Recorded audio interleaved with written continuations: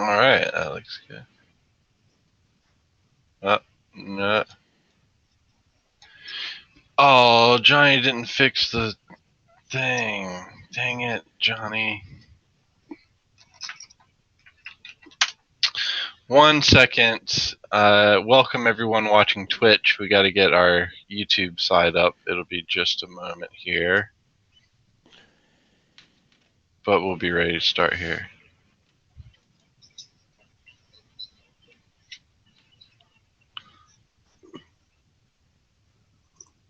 Oh, that was loud. Right in my ear. Copy that. Oh my goodness. Yay. He's gone. He is gone. He left right before you left. Before I left? Yeah, he left and then you left. Like, it was almost immediate. It was kind of funny. Mm-mm.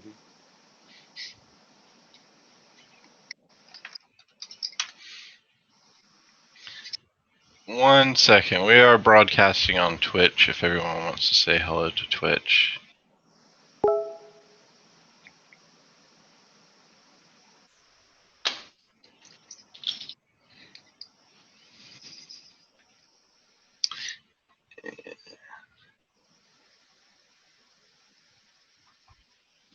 Maybe she did get it and I just didn't update my page.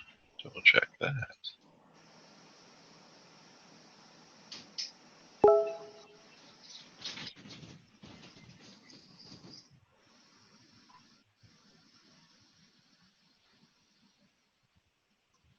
Yep, we're all good on both, so welcome everyone to the Foolish Tech Show. A little sluggish start off to this Monday morning, but I hope everyone had a great weekend, and we're here to provide support for any of our software services. And otherwise, if we don't have any support questions from our IRC chat, which you can join at www.foolishtechshow.com or foolishit.com/live. We're just going to talk about random tech stuff and take up some time. So Michael started off the morning ranting and raving, so we had to kick him out. So Actually, I'm told he left before I did, and that makes me even more mad because his picture was still on the screen when I dropped out of the chat. I thought I left on him. Well, either way, but thankfully he didn't bring that crap on the air today. Yeah. So I don't have to do like that either. It was probably the funniest conversation I watched last night, but we won't get into it. It was funny, and then it was sad, and then it was mad, and then it was funny again. Yeah. And now it's just like, really? It was quite entertaining conversation.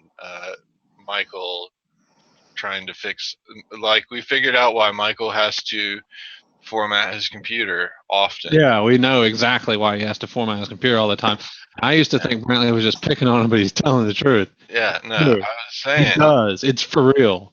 He's pruning his registry and making changes that make no difference, so. For no reason. Yeah. Other than he wants to. He's like, he apparently just goes through and searches his registry to delete things that programs use because they annoy him somehow. Michael's, well, you see the issue that he's having. This is the cause issue. This isn't why he's having this issue, but this is the issue he ran into because of his other dumb changes that he's making.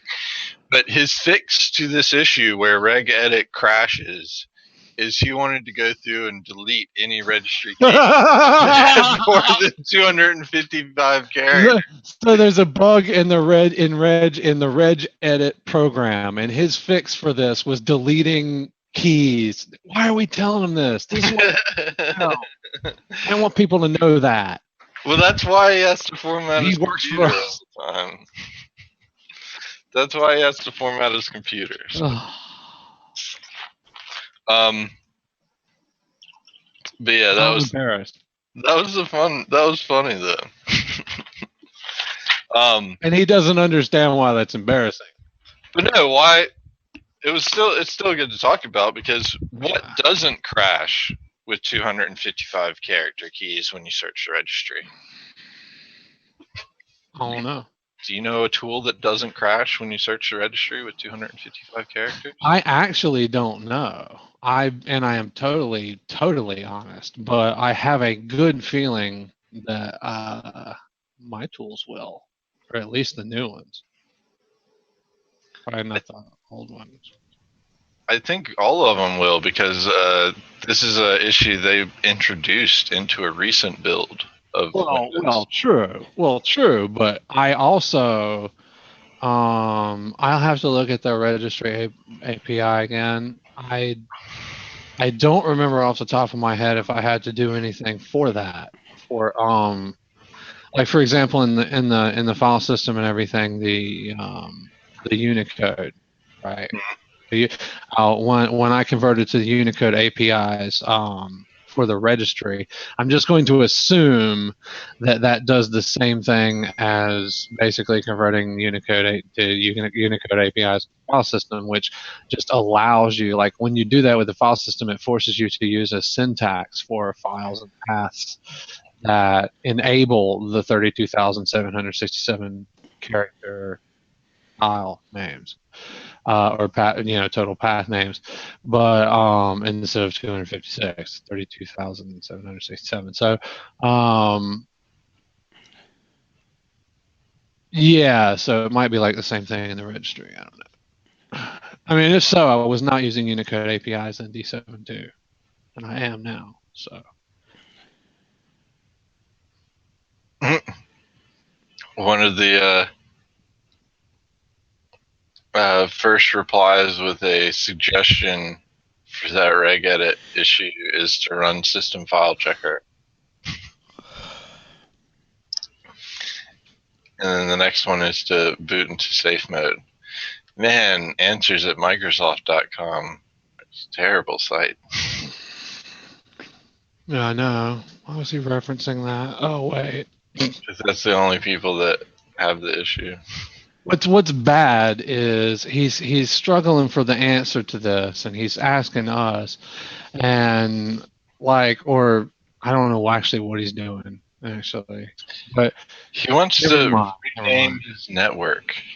Well, yeah, no, he didn't tell us that. Yeah, no, he didn't tell us what he was trying to do for like an hour. Yeah, he started off like complaining, and then it was like, well, what do you need help with? Because I'd be more than happy to help. And then it was just like, well, what's your problem? And he kept telling us that Regedit was broken and he was trying to delete keys, but he wouldn't tell us why. All he would say is he's trying to delete long keys because that offends Regedit and that impedes his searches. Sorry. If you don't break all those programs in Windows and stuff, deleting random. Well, what really got me was I don't have time to explain more. I know, but he had time to argue with us for like an hour about it. But he would not explain why. He didn't have time. Because he knows That makes me so mad about him. If he had typed in, I want to change my network name, we would have been like, are you, what? That's all he wanted to do? That has nothing to do with any of it. And he was trying to tell us about something about a flash drive. Yeah, he said he mentioned a flash drive, and it can happen to you. I asked him why he was trying to search the registry, and it took me 3 or 4 times this morning to get the actual reason of why he wanted to go into the registry. It's just like working at a call center Gateway value PC support. When I was in the customer value PC support section of Gateway phone support right after the emergence of the sub $500 PC, it brought in a whole new kind of computer crowd. It opened it up to everyone. So all of a sudden we started having calls where we just couldn't get info from people. Well, that's like is it plugged in? Yeah, Are you sure it's plugged in? I know, right? Can Like, can we talk about what's going on right now, like the actual problem? Can you follow the cord from the back of the computer to the outlet? Glasses. Anyway, gosh, I didn't want to bring this on the air this morning. I thought it's fine. It's fine without him there, because he would be just ranting and raving right now about What I Regedit. didn't want to bring on the air is the fact that he didn't know how to search the registry without Regedit. I think he did know. He just wants to use Windows tools. Well, I don't think he did. But anyway, we'll have to figure that out later. I don't think he knew how to do it. And I think he's shown off the very feature in D7 before. Well, no, he has. That's why I know he knows how to do it. He just... No, that's why I'm so embarrassed that he doesn't. Well, like where you and I fall back to fix our computers, that's why we don't have to format. It's because we do fall back to our tools to fix our own stuff. Michael tries to fix stuff by pruning the registry. Well, that's not fixing anything. Well, it would have allowed Regedit to search. Windows might not boot, but Regedit will work. That one time. Uh-huh. That one time. Of course, the problem's still in Regedit. It's not going away. Oh my! It would have worked. So, In his mind. we did have a question from DG Murdoch 3. Does crypto protect against crypto miner? Let us look up crypto miner and see where it drops its locations. I started writing an article just about this yesterday. So you know more about it? No, not at all. No, it was about no, it was that I finally looked at that article that had compared crypto prevent to some other things. And I wanted to reach out to the guy and tell him. Yeah, some of the things were a little off on it. Yeah, they were a little incorrect. Like one thing says, like the last column thing says that crypto prevent. It says it says it's free, and then in the last column in the comments it says something like paid versions exist, comma. How was that? It was say paid versions exist, comma. Additional features or something like that. Write that down. Anyway, but it sounded like you had to buy additional malware protections available or something, in more than just crypto, whatever. And I was like, it sounds like you got to pay to get our protections, all of them, and you don't, So I went to writing them a letter, and then I started thinking about the other thing on the chart. I was like, wait a minute, because at first I was about to tear apart the chart. I was like, first off, you're using the wrong terms here. Real time is not at all what this is or does or anything. But and then I was like, wait, all right, back off. No need to school anyone. Just have some light musings and ponderings on the evolution of the malware landscape. But it basically boils down to why on earth are we, and getting back to the point, why on earth are we continue and asking about a particular thing is one thing, but why do we have a list of things? I mean, if a malware vendor says they can stop crypto locker, crypto wall, this or that specific things, but they don't get specific beyond that. They just, we stop that. Yeah. We stopped that. Whatever you just asked about, yeah, we stopped that. So why put that on a list? Because on our thing on there, it just says unknown or whatever on his chart. And I just kind of wanted to just step up and defend that a little bit versus what I feel is dishonesty on the part of other people for not getting more specific. That we defending it, we can stop that, but do you stop every variant of that? And do you, every specific file hash, do you list that in your list of we protect against this? I mean, essentially you end up having to just publish a public definition file in plain text. what I noticed from a lot of those other ones listed is basically that's all they block against. So that's why they're able to say, yeah, we block against X, X, and X. Yeah, but they specifically maybe that's all they target block against, but they don't do it completely. As in, it's intended to block those things, but they're presenting it in a way that it just blocks everything that is called that. Yeah, And that's not the case. It's not. yeah, and If that's anything else is dishonest. it is basically what they're doing there, and It that's may why. only block one variant of that name. Yeah. It may block every one of them that's out right now, but most of them claim the future stuff anyway, or they just don't. They just admit that whole part. But that to me is dishonest too. Anywho,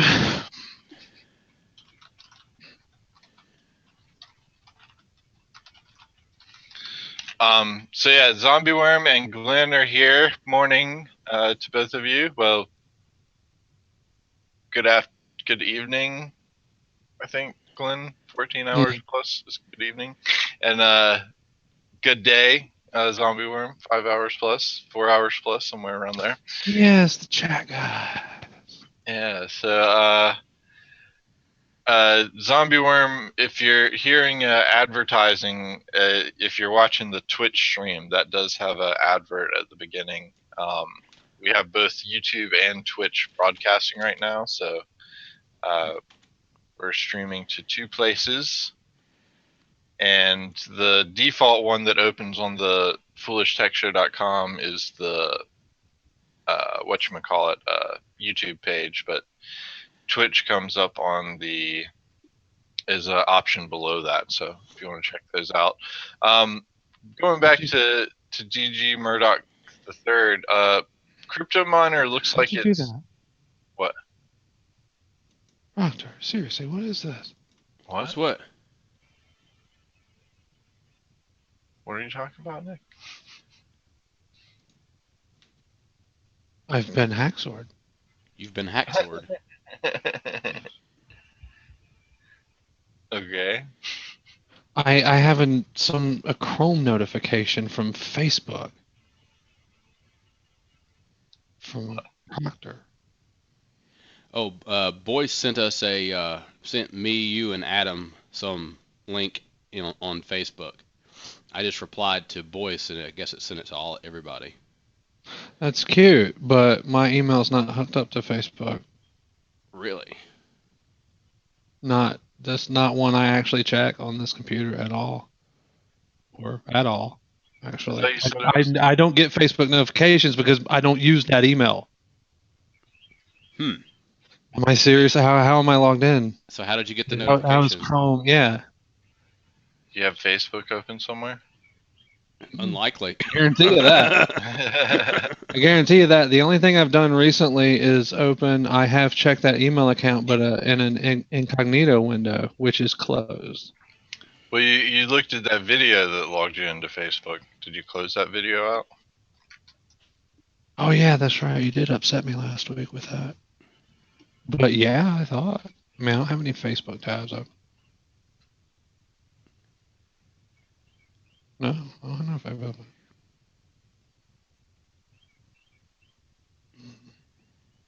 I hate Facebook. Anyway, one last time, DG Murdoch the third. It looks like Crypto Miner is a legitimate software, so it's just being installed alongside of other software. And to block that, since it's going to install to the correct locations, you're probably going to have to use either your own blacklist policies, or even better would probably be your own filter policies. So The Glenn, Twitch feed stopped. yeah, I was just about to check that. Glenn, the Twitch one does buffer sometimes, so it looks like it's still going on the preview here. I'll check the other actual video stream. Yeah, it's still going. Glenn, I think it's just Australia.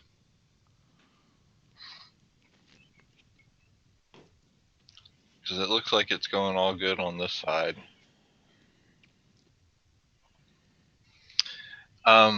he had posted a comment to me that so Australia has that free data day because of their internet being wonky, I think is why they were doing it. And people apparently try to go crazy on their data downloads.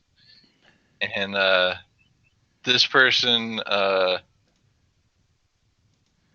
got almost a terabyte of downloads on the free data day. I'll post that link here. I guess it just boils down to we just need to start blocking Facebook at the router level and be done with it. They're probably embedding video in something I'm just not realizing. There's some crap somewhere, and all of a sudden that means I'm logged in. That's very possible. And I don't recall ever saving credentials or anything.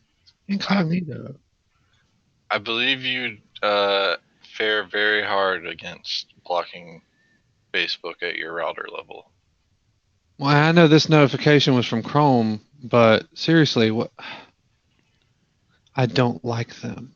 Yeah, what do you mean a Chrome notification? It was like a Chrome notification. It's a Chrome. It was a little, Chrome. It's a little desktop notification thing. That's weird. Tell me about it. You may need to reformat. I might. That's what I get. Yes. So that is a lot of so yeah, it was because they had major outage in Australia for over 2 weeks. Telstra offered a free data day, and basically everyone in Australia tries to download as much as they can. Apparently, this guy clocked up to a terabyte worth of downloads. That's pretty awesome. Offer them free data, and they will take advantage of it. Apparently, it also slowed their network to a crawl, though, as well. So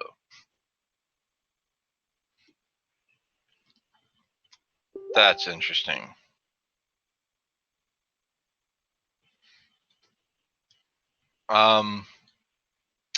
So there was a new ransomware that I heard about here.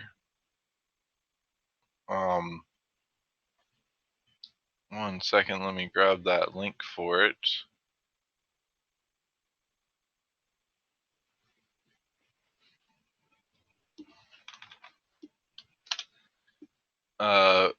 Rokku Ransomware.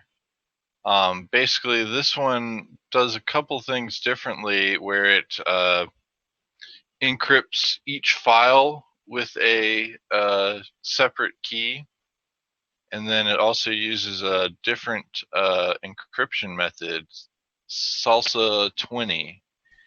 It's supposed to be faster and possibly stronger than AES encryption. So, They ransom them individual files. yeah, I don't know if they're ransoming specific files. Because on the page there, it looks like it asks if you want to unlock all the files. In order to unlock your files, do this. But I think the key there is that so like if someone cracks the key for that computer, they're not going to be able to get back each of the files. They're only going to be able to get back that one that they cracked the key for. So that means the rest of the data is still, like, basically it's going against the people that are reverse engineering the data. So those people that are offering one-time services to get your files back without paying the ransom. Yeah. Those people are basically breaking the encryption and then giving you your files back. But if each file is encrypted with a different key, they'd have to do that for each file. And that obviously would jack up the time that they would have to work with that computer. So Yeah. I'm so disappointed. Hmm? I'm so disappointed. I just figured the thing out that I was talking about. Well, I ain't figured it out. But apparently, somewhere Facebook has added itself to a Chrome exception to allow itself to push notification content to Chrome. The article for that is here. I mean, at least how to access those settings in Chrome. So I have an exception for Facebook in here. Really? I don't use Facebook. Really? How'd that get there?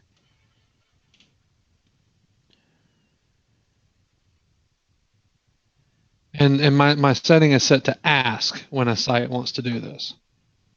This also says if you're in an incognito mode, then you will not get notifications. Ooh, thanks for pointing that one out. Google. Oh,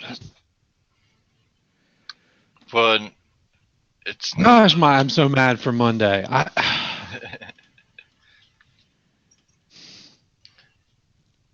But yeah, Google's been able to receive push content forever. I almost never see those notifications because there's no one uses them really. Yeah, I never see this. Websites don't generally use them. I never use those, and I don't get push notifications, and I stay logged into Facebook all the time, and Facebook never notifies me about anything. Really? See, there was this last year about Chrome actually removing the notification center, but it looks like they didn't do that, or maybe they removed the center thing, but not the actual thing. But I don't know. I can't really. Yeah, on this that's removed because they just keep Chrome running all the time if you don't turn it off. Oh, okay. Yeah, I didn't read the whole thing. I am disappointed. Facebook. Unbelievable. People want to, why is that bad? Well, who automatically adds themselves to your exceptions and security settings, privacy.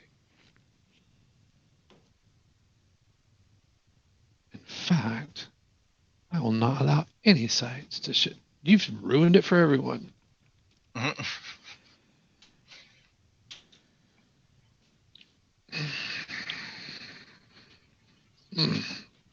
Oh God! Facebook is in mine, but I it's do. What? Oh, it is in yours. Yeah, but it never notifies. I bet you didn't put it there. Well, I was about to say that you use Facebook, though. Whenever it asks you, it's like very subtle, and you may just click yes on whatever pops up for it. I'm sure that someone might if they actually even used Facebook to get asked that in the first place. Oh.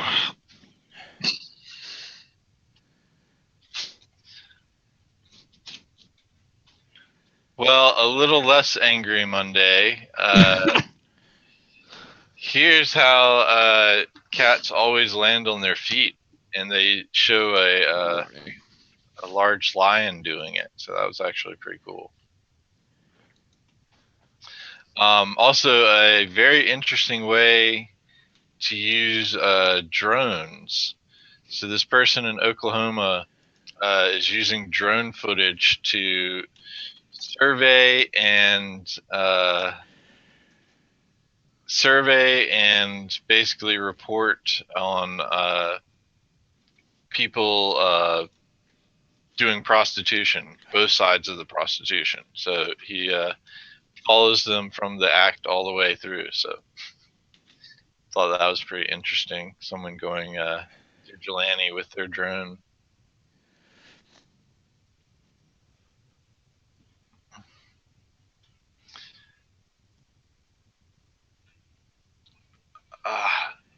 So we've talked a lot about ad blocking here, and basically we were saying they had to come up with a new way to do it, and one that would be more fair, which would be paying the person that's actually viewing those ads to see those ads which is what the co-founder of Mozilla came up with a browser for, Brave browser. It'll pay Bitcoin to see safe ads, and what it does is it blocks ads in general. But if a site shows ads, the browser will show you ads based on their curtailed list where they've gone through and made sure everything's safe and non-intrusive and blah blah blah.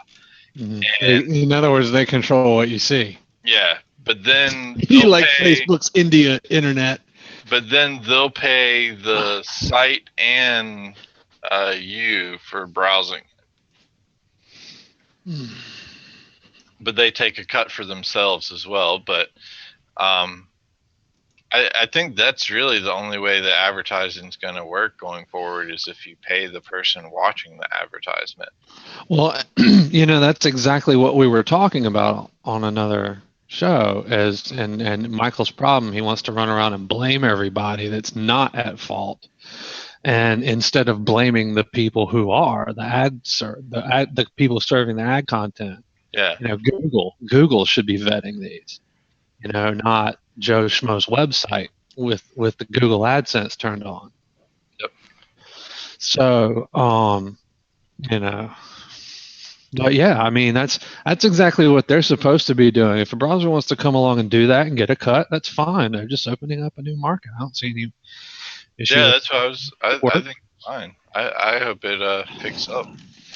And I hope that browser, they're actually vetting the ads that they're going to be showing. But again, I think the biggest thing is that it's going to be paying the person to watch them. So, well, that to me is funny and ridiculous. But anywho, it's like hey, here's some Monopoly money. Come do what we want.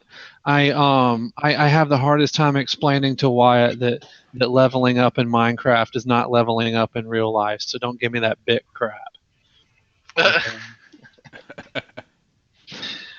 Okay, well, I'll tell you the same thing I tell Michael, is that one Bitcoin's worth $415 right now. It's not if somebody's not going to pay you that for a Bitcoin, and I tell you what, I'm not.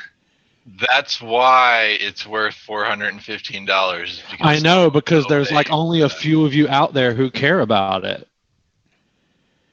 No, well, if y'all go on, y'all go on and do your thing. It's worthless to everybody. That way, $1 would be worth more.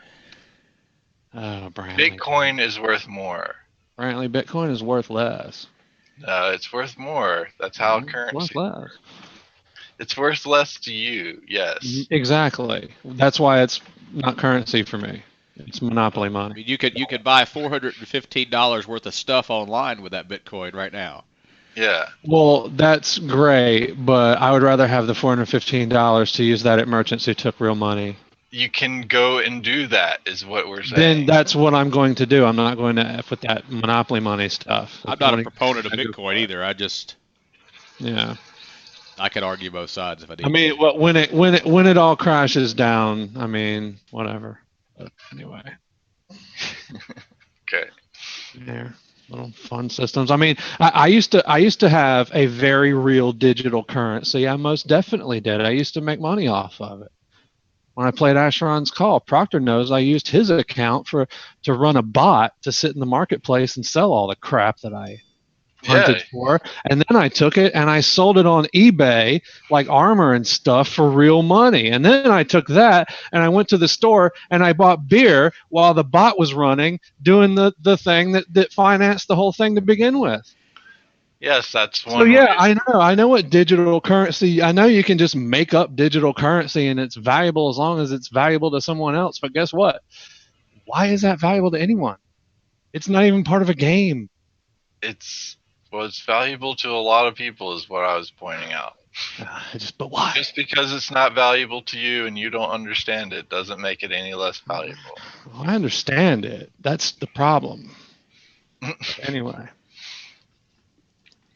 Well, anyway, let's look at melting crayons, because that looks really cool.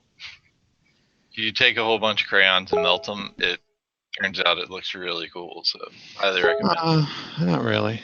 Very tranquil. All right, I guess. Jeez, dude. I had a crayon maker. I have a son.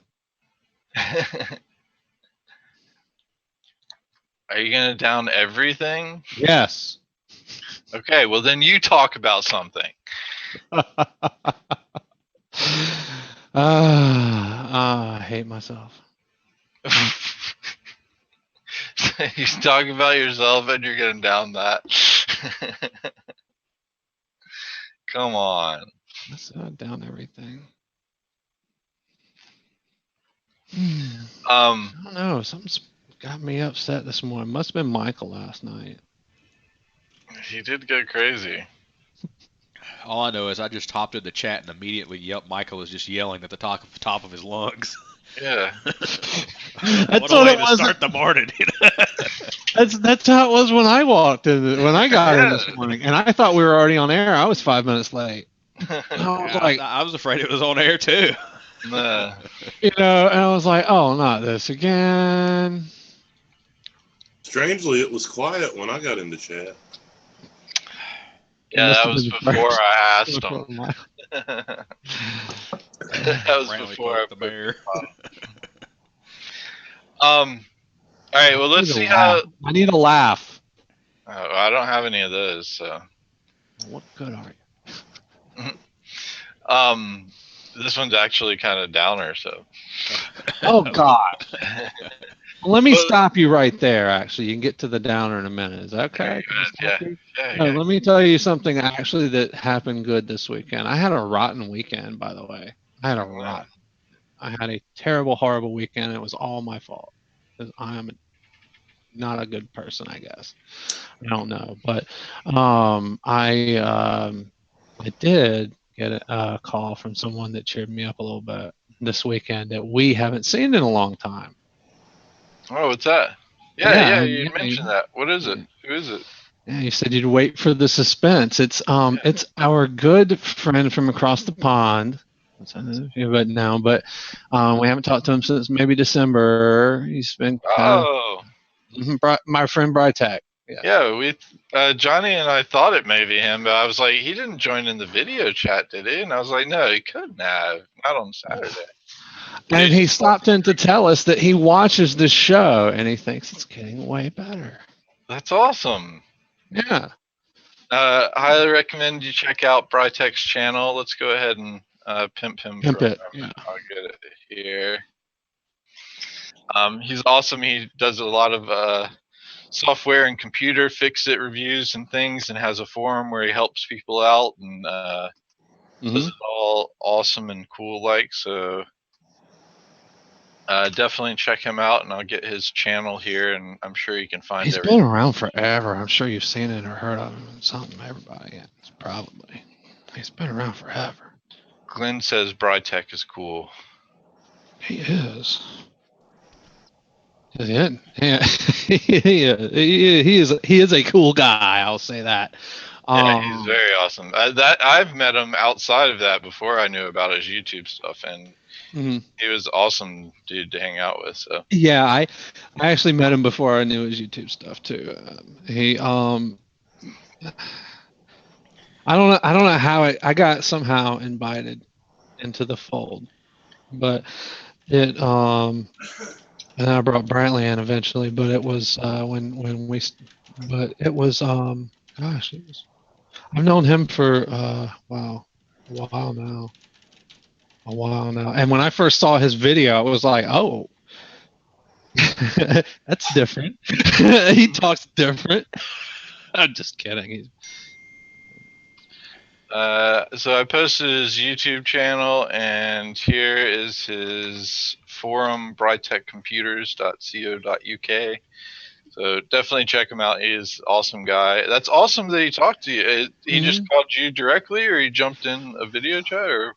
We did a little video chat. I'd send him some messages, and he wasn't responding, and he's just been real busy, I guess, and stuff going on. So, but we got to catch up. It was awesome. He told me he watches the show. He thought it was doing well. He thought we were doing very well, especially you being the host and whatnot, mostly. And, excellent. Yeah, he thought it was awesome. And he is an awesome guy. We'll vouch for his tech knowledge. Yeah. Definitely do. I'm glad to hear he's doing okay. At least staying busy is not bad necessarily. So, if you're out there listening, Brian, we do miss you in whatever random Saturday calls that we start. So There's a palms and a kiwi, Glenn. That must be a thing. Mhm. Must be a UK Aussie thing. I don't know. Is that- or possibly the New Zealanders. Oh yeah. I know y'all I know don't that. like them. Yeah, yeah. The British founded there, and then Australians founded New Zealand's. I think. I don't know. They didn't teach us that in world history. I know we don't really have world history. That's not No. what we're concerned with over here. I guess. Prisoners of Mother England and Kiwi is New Zealander. I thought I recognized Kiwi, but Prisoners of Mother I've England. never heard of Nice. that one. That's a good one. I hadn't heard Yeah. of. Nice. Had not heard of that one. So Broke free. all right. Well, you ready back for this one now? All right. We'll go back to that. And this one, it's a kind of interesting case, and although it's kind of random that he would ask Apple for this, but so this is another take on the Apple decryption stuff. This doesn't have to do anything with law or FBI or terrorist or anything. Basically, this father is asking Apple to unlock his son that's passed away phone so that he can get access to about 2 months worth of pictures that weren't backed up to his iCloud. They would only be just on the phone. And I don't know. I kind of like. I don't know how. Like Apple did respond to him and helped him get to the iCloud where it was backed up and stuff. But I mean, if they don't have any access to the phone, going out of their way to unlock that one phone seems a little bit extraordinary type, I guess. Do y'all have any take on that? Like, I think it's interesting that it takes it from a different take than the law standpoint and trying to get things from it. So, I guess it depends on how you unlock the phone. I mean, the way that Apple was talking about unlocking it when we were talking about the FBI wanting it unlocked, they were talking about using a back door that would potentially leave all iPhones vulnerable. yeah. But I guess if you're Well, it depends on how you're decrypting it. yeah, from what I understand, that's how Apple would have had to do it. Is basically they wouldn't have been able to unlock the encryption. They would have had to build a custom firmware where it didn't automatically erase your phone after a number of mistries. So if they did that, that has the potential to leak and could unlock all iPhones by just brute forcing it. And so basically, they were talking about introducing a Trojan horse, essentially. Yeah. Well, I mean, it was, yeah, I guess like well, they were going to have a firmware out there in the air that was made to be able to brute force a password or PIN code. Right. So it has the potential to get leaked and has the potential to be installed and used for nefarious purposes. Like, say, if you're a criminal enterprise that has a knack for stealing iPhones, if you got your hands on that firmware, you just install that firmware. Not only did you get all of the person's data, but you also got their iPhone. So, or not only did you get their iPhone, but you got all their data as well, which sometimes that can be more valuable than the phone itself. Well, theoretically, if you had physical access to the phone, couldn't you replicate all the data on the phone and then brute force it as many times as you wanted to without even if there was the. Not without having a custom firmware on there that you could. Because basically with Apple's stuff, if you lock your phone and you try to unlock it too many times, it resets your phone. Right, but let's say you're able to replicate all the data on another phone or in a virtual environment or anything. You have the original, you duplicate it, you brute force that until it gets locked, and then you just do that again. I don't know if you can virtualize stuff like that. So I said theoretically. Yeah. I don't know if you can or not. That'd be interesting, but because I don't even know if is there an iPhone emulator for development even. I don't know.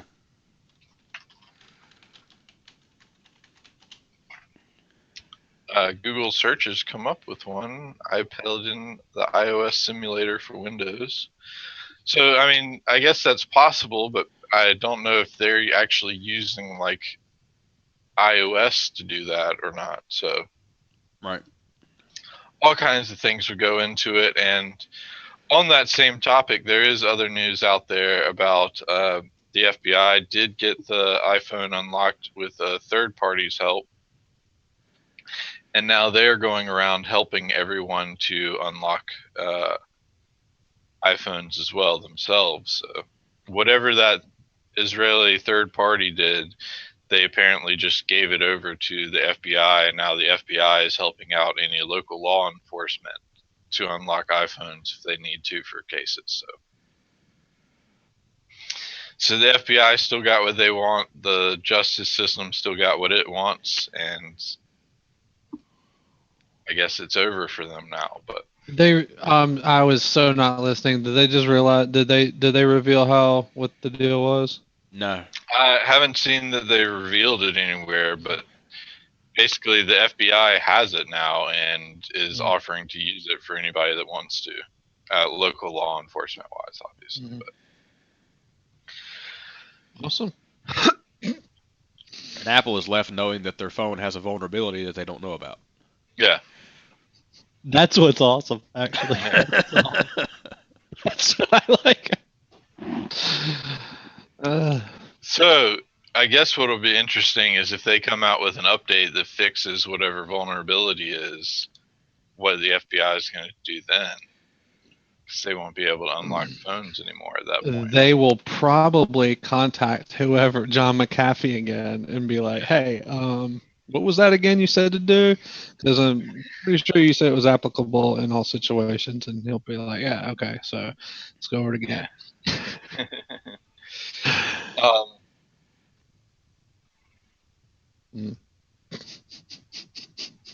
It's probably not. It's just I don't know. I mean, like I heard I kind of eared in on when you said something about the firmware thing and or even hardware, and that's exactly what the FBI requested from Apple in the first place or second place or something very early on. They specifically requested that. A firmware, yeah. I mean, we don't know if that's what they did, and Glenn says that's what his Apple fanboy son is upset about, knowing that there's a vulnerability out there that Apple doesn't know Yes, and FBI posturing. about. Like they need to posture on this one. I mean, they always probably do, but Glenn, I'm not sure how if the guardianship laws would apply on that situation with the father and son photos and such. Like, I don't think you'd legally be able to say, Apple, unlock this phone, it's mine. Like, I don't think that's how that would work. But possibly, maybe. I don't know. I mean, actually, I don't know about was it Italy and whatnot, but I mean, the boy's a minor. Who paid for the phone? Who knows? Okay. And I think this was also in Italy, so you'd be using the Italian laws too. I don't. Yeah, and like, what's a minor in Italy? I'm sure 13 is probably an adult in Italy. I don't know. I have no idea. Who knows on that? Zombie Worm. Ciao. Or no, not Zombie Worm. Sorry, Zombie Worm. Filth X is in. No, he's in Greece. Sorry. Yeah, he's Greece. Yeah. Close. Excuse me. Hey, was all that talk you had this weekend with Philtex over that D-Support suite thing that we talked about on Friday? Yeah. I skimmed through some of it, so. I think it was mostly just he wasn't watching the video, so I explained it to him. I just went ahead and tried to explain it to him when I saw him, and I guess I hadn't heard back from him. It worked out. Cool. And I told him to send, and just like anyone else in any other situation where applicable. Oh gosh, send us your configs. We'll just test it ourselves. And especially if we don't have the problem, then that might actually tell us something. It might tell us like, hey, maybe. All right, but it'll help. Yeah. Where we need to. It's actually funny. The thing, the biggest, they say the biggest thing about development is it's not actually coding properly so much as anticipating how someone will misuse the software. Mm-hmm. But misuse is but that term in and of itself is sort of misleading because if it's allowed to be, quote unquote misused, and it's really your fault anyway. So, but I think that's the hardest thing is that there are so many things, especially in the early software and in the support suite, that I did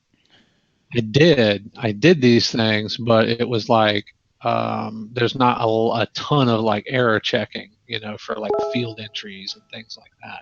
There's just there's a lot of things that you could do that would not properly if the sun and the moon weren't aligned.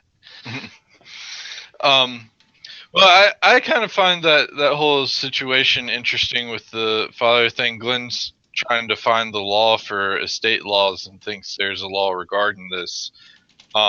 Not sure which country it is, but I kind of do think it's interesting that data and online networks and things like that really haven't gone into many laws or anything yet. So like when you die, your data is just kind of out there. When you your social networks and things like that are just kind of out there. I know Facebook has some offer of like if you provide an obituary and something else, you can claim a person is dead and set up their page as a memorial and manage it. But there's some hoops that you have to jump through to get that done. But it's kind of interesting that they don't have anything like that going forward. And with the encryption thing, I mean, like if I encrypted my stuff at home with TrueCrypt, all my data is essentially gone with me. Like you're not going to go back to the developers of TrueCrypt because there are none known. So it's you'd have to hire a third party to break into it and hope there's a vulnerability still accessible in TrueCrypt or something to that effect. So we're worrying an awful lot about things that we didn't even used to have the ability to worry about. When someone died, that was just it. Yeah. Now, I mean, unless they wrote, something down, but other than that, you had just stories to pass, and even writing something down, and then maybe pictures later. But now with this, it's like, well, and I mean, isn't that a security hole too? If you have to write all your passwords down in your will. Well, I don't mean passwords. Oh my, that would be my. Well, that's what I'm saying is like if we're going the last will and testament way of it, like if we're supposed to divvy it out, then yeah, now we got a place that has all our passwords and we have to update it every time we change passwords and crap. That's going to be terrible. I actually have a makeshift sort of a plan with a whole lot of holes in it. In place for my and a lot of revisions that need to be done. Now I have like living wills that need to be changed. Everything's got to be changed, but for me now. But It's yeah, I have an old friend of mine who I don't even really talk to anymore, but he's got a password to a database that has all my other stuff in it, but he just don't know where to get it and how to find it and all that. So somebody else knows that. So you have these people meet up at your funeral to. Well, they're gonna have to have my stuff too. You know, they're not gonna just be able to. You know, they're gonna need me dead first. It's like a conjoining of everything at once. Yeah, and when they all come together, then they'll be able to put Hey, the this Triforce PT game together. me works. Yeah. You just combine the Triforce, and then you can. Yeah, Nick's death is gonna be like a RPMG or an RPG. People are gonna get together for a quest. We're going to Nick's funeral. This will be the greatest adventure of our lives. That actually would be really fun to do. I'm gonna start planning. You yourself, and you like need to assign people. You're the archer. You're the mage. You're the warrior. The will reading.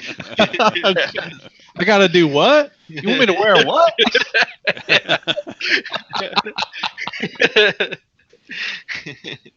Oh man, that's gonna be great. At my funeral, they're just going to wheel me in 20 minutes late, so be prepared. Oh, somehow I have found a laugh today. Thank you. I can now complete my day. Get started anyway. Doctor's funeral is going to be cake or death. Cake or death? Cake? Death. Cake, please. Eddie Izzard for you. Older. So Glenn's saying that several politicians about 10 years ago were talking about the protection of data in the construction industry. In case an employee died and his passwords went with them. RTM Tech has employee recorded greetings for his funeral. Nice. I actually, my wife has a list of songs that you have to listen to if you. I wouldn't do. Yeah, I would. I would stay for that anyway. I liked what's his name's funeral. Andy Kaufman's funeral. He took everybody out for milk and cookies. That's pretty fun.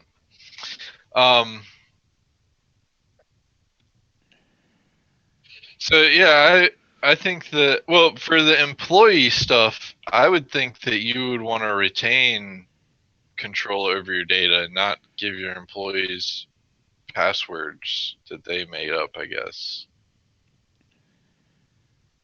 So yeah, that's an interesting side of it too, is companies having to retain data and stuff, like having your employees set their own passwords might not be the best idea. I've run into that in case where employees leave the company and then the owners or the management of the company aren't able to get into things. Mm-hmm. Yeah. I've run into that a number of times. Just switch on the kneeler, it sets off. Thanks for coming. That's awesome. Just switch on the kneeler. If you're seeing this, it means I've passed on.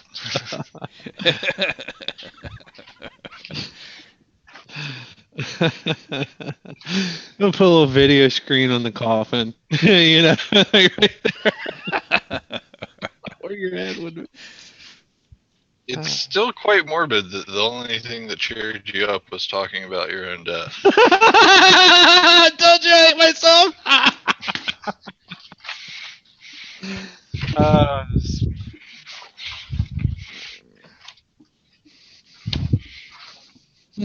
right, in a minute, puppy.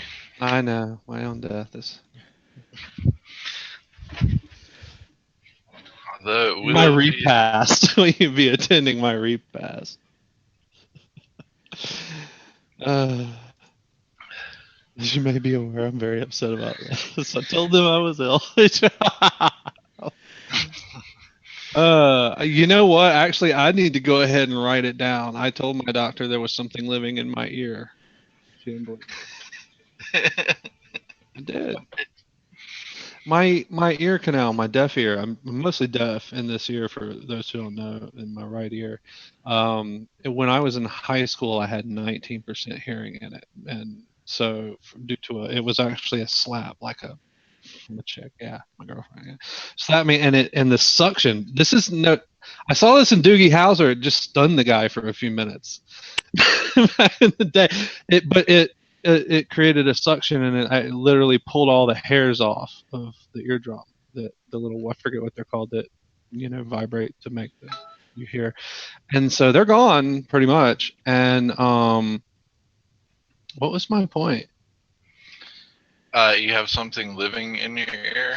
Oh yeah. So all of a sudden, 30 some late 30s here. And my ears, like, the hole is smaller. Like, I can't really get my finger in there like I used to, and it's a little weird. It like hurt. It was like infection, like hurt for a few days, and I was stubborn. I didn't go to the doctor, and so now it's just whatever. And it doesn't really hurt anymore, but it's not right, and like I can feel it. It's not right. Something's right. And so she looks in there with the thingy, and she's like, "No, it's perfect. It's just a little concave, And I'm like, "But why is it like that? Is something then burrowed into the walls of the cavity and is now taking up residence in there?" And she's like, "No, it's actually very clean. There's no wax in there either." And I was like, "Well, maybe it eats the wax." Something's not right. But I don't think that's how that works, though. I think you would be having headaches if something burrowed into your ear canal, because that's what's on the other side of your ear canal is your brain. Well, and then Pretty sure there have been other sides of it. But then, like, up here, there's more, and then the sinus is over here, right in here, and then right up in here. It's like no, my sideburns. It's like where my there's something in there. And I'm writing it down, so at my funeral, an alien comes out of my ear. I would like you to perform an autopsy on just my ear. Just my right ear. But I'm like, what in the world? Why did it hurt so bad for a few days and now it's just smaller? And she can't explain it. My GP.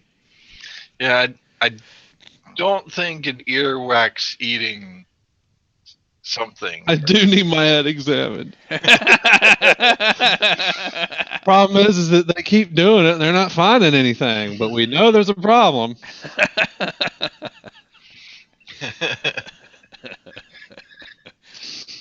Oh. It's no, I need a second opinion. It's just I can't afford to keep paying. I can't afford to finish paying for the first opinion yet. So thanks, Obama. Insurance went up this year,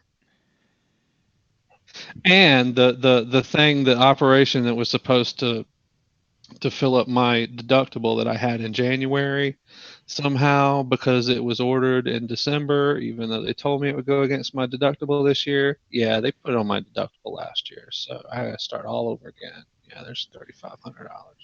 Damn, that sucks.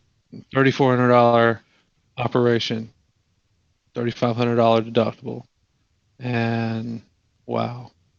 And all last year, and so it went on last year. They billed it last year, so I can't use that this year, even though the operation was done. Everything was done this year, but the initial consultation. It's a terrible industry. You just need to wipe it and restart it. I've got a lot, man. I've got some right now. Medical, man. This medical thing is horrible. Oh, geez, Glenn, is he really bothering you in direct messages about Regedit? I might just have to. Are you serious? Do we have to boot Michael from IRC now? I think we may have to. That's crazy. Is he in IRC? He is, and apparently he's direct messaging about Regedit. Don't listen to him. The devil's in the registry, and we got to get rid of it now. I apologize, Glenn. You can just ignore him. All right. Well, I would say let's go ahead and wrap it up and get our Monday started. Because Nick, I actually have a few questions for you on this Crypto Prevent Beta setup thing. So. Excellent. Let's get on that. Yeah. So thanks everyone for watching, and we will be back tomorrow at 10 a.m. And if you have any questions or issues in the meantime, you can always feel free to contact support at foolishit.com. We'll be more than happy to help you there. Otherwise, if you want to wait till tomorrow, you can join our IRC chat and talk about us with it on the show, if that's how you speak English. So anyway, thanks everyone. Later. See you tomorrow.